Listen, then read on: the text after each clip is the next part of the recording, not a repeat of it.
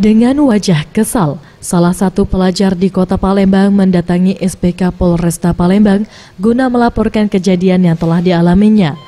Jody, seorang warga Kota Palembang, menjadi korban begal di Jalan Panca Usaha, tepatnya di depan Rumah Sakit Bari Palembang pada Senin dini hari sekitar pukul 1 pada 6 Februari 2017.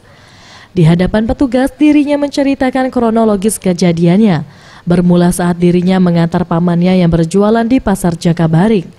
Usai mengantar pamannya, dirinya melewati Jalan Panca Usaha. Tak disangka dua pelaku langsung memepet motor metiknya dan pelaku langsung menabrakkan motor korban, membuat tersangka dan korban terpental. Usai terjatuh, pelaku langsung mengancam korban dengan pisau.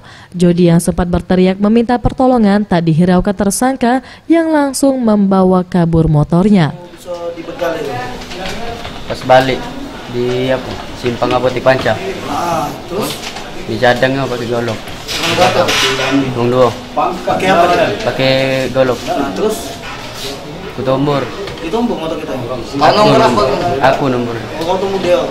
Terus kau jatuh. Iya, campak. Langsung berteriak aku. Sudah tuh langsung kabur. Akibatnya korban harus merelakan motor metik kesayangannya dengan nomor polisi BG 2499 ARR.